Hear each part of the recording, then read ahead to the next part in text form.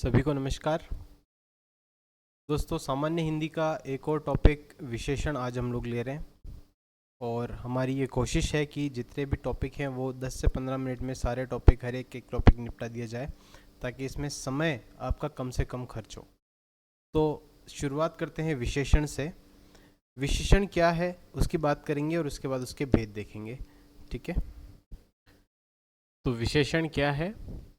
विशेषण है संज्ञा की विशेषता बताने वाले शब्द को विशेषण कहते हैं। अब पुस्तकों में एक चीज लिखी हुई है, संज्ञा व सर्वनाम। सर्वनाम है ना, तो संज्ञा व सर्वनाम दोनों शब्द आ रहे हैं यहाँ पे। पर आप लोगों को जैसे अभी कल जैसे सर्वनाम पढ़ाए थे तो उसके अंदर हम लोगों ने बात करते कि सर्वनाम संज्ञा ही होते हैं। ठीक है ना, तो सिंपली मैं डायरेक्ट ये बोलूँगा कि संज्ञा की विशेषता बताने वाले शब्दों को विशेषण कहेंगे। ये बात हमको याद रखनी है। ठीक है, जैसे बड़ा लड़का, लाल मिर्च, 4 आदमी, किलो भर। ये इसमें लाल, बड़ा, 4, किलो, ये सारी चीज़ें, किलो भर पूरा ही मान लीजिए, ये सारी चीज़ें जो है वो क्या कहलाएगी? विशेषण कहलाएगी। ठीक है, अर्थ की दृष्टि से ये कितने प्रकार के हैं? 4 प्रकार के हैं। गुणबोधक, संख्यावाचक, परिमाणवाचक, सार्वनामिक, विशेषण। 4 हो गए, गुण, संख्या, परिमाण और सर्वनामिक। गुण, संख्या, परिमाण, सर्वनामिक। गुण, संख्या, परिमाण और सर्वनामिक विशेषण। इसमें सबसे पहले बात कर रहे हैं गुणबोधक विशेषण की। गुणबोधक विशेषण में गुण अगर शब्द आ गया तो उसमें क्या क्या काउंट होगा वो बात याद रखने की है। एक तो है गुण, एक है रंग, एक है दशा, काल, स्थान व आकार। ये सभी चीज़ों का ज्ञान कराने वाले शब्द जो हैं वो गुणबोधक विशेषण कहलाएंगे। जैसे मीठा आम, कमजोर बच्चा, कमजोर उसकी दशा है ना, मीठा उसका गुण है। लंबी इमारत, गोल पत्थर, आकार की बात हो रही है। लाल फल, पीला कपड़ा, बीमार आदमी, दशा है ना।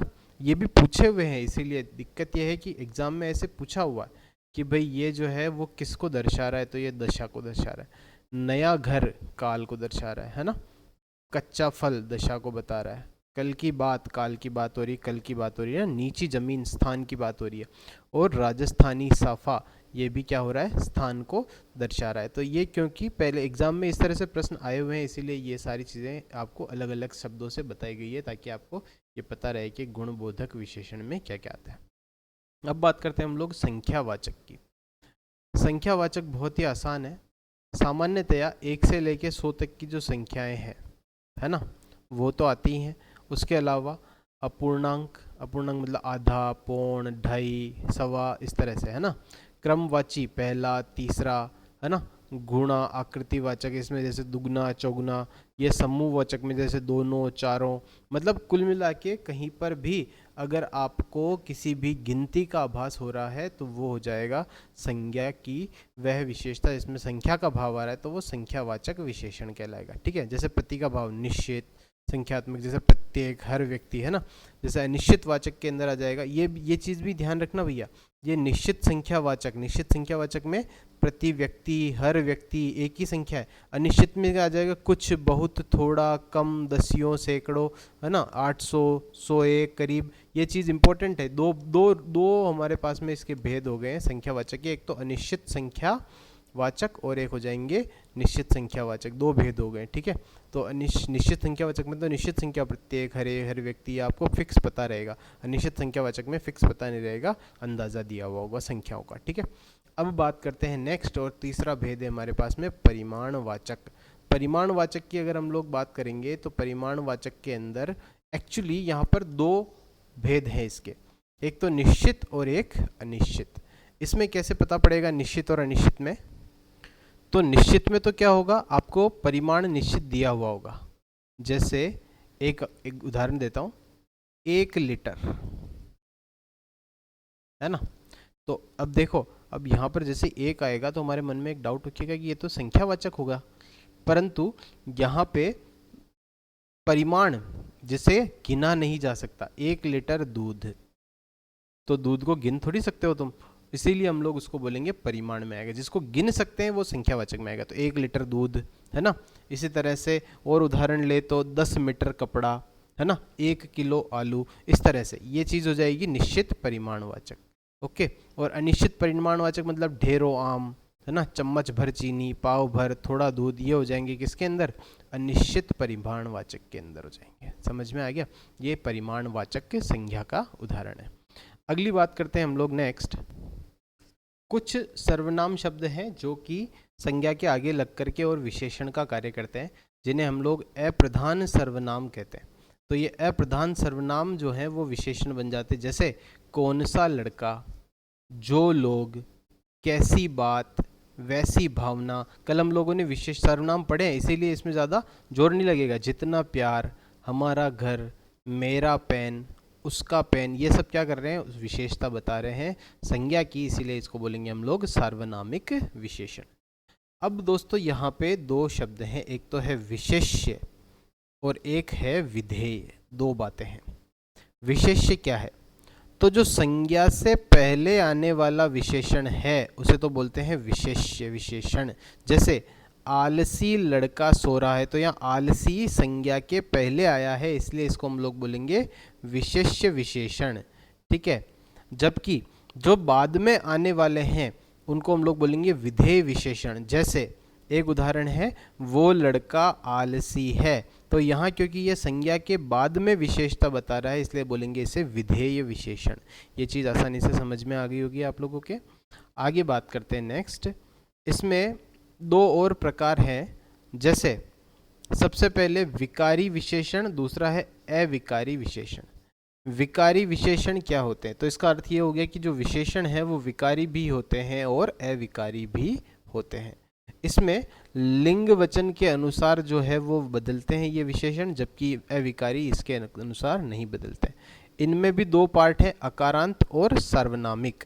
तो जो सार्वनामिक है वो तो भाई बात वही होगी ना, विकारी विशेषण है जो भाई लिंग और वचन के अनुसार बदलते हैं, तो इसका मतलब ये सर्वनामिक जो है वो लिंग और वचन के अनुसार बदलते हैं, है ना। सर्वनाम तो पता ही है हम लोग को, ये विकारी होता है। उसके अलावा ये अकारांत जैसे काला, बड़ा, ये भी इसके भेद हैं, तो ये केवल एक देख लेना, जनरल आइडिया लग जाए आपको। अविकारी नहीं बदलते हैं, जैसे शिष्ट लड़का, है ना, उदास लड़की, भारी पत्थर, इस तरह के जो होंगे वो अविकारी विशेषण कहलाएंगे, जो कि लिंग वचन के अनुसार बदलते नहीं है। जैसे उदास लड़का या उदास लड़का या उदास लड़की, उसमें उदास वो का वही रहा ना, नहीं बदला ना, इसीलिए इसको बोल रहे हैं अविकारी। पर जैसे वह लड़का या वह लड़की, है ना, तो इनमें क्या होगा, चेंज देखने को मिलेगा अपने को, किसके अंदर, इसके भाव में चेंज देखने को मिलेगा। ठीक है। आगे बात करते हैं नेक्स्ट है हमारे पास में विशेषण की अवस्था के आधार पर इसके 3 प्रकार हैं। 3 कौन कौन से प्रकार हैं, मूल अवस्था, उत्तर अवस्था और उत्तम अवस्था। जैसे वही हो गया गुड, बेटर और बेस्ट, ये वाली चीज़ हो गई, है ना। तो जो मूल अवस्था है, जैसे घर बड़ा है, तो इसके अंदर क्या हुआ, मूल अवस्था में है इसका ये बड़ा शब्द, है ना। अगर किसी से बड़ा है तो गुरुत्तर हो गया, है ना।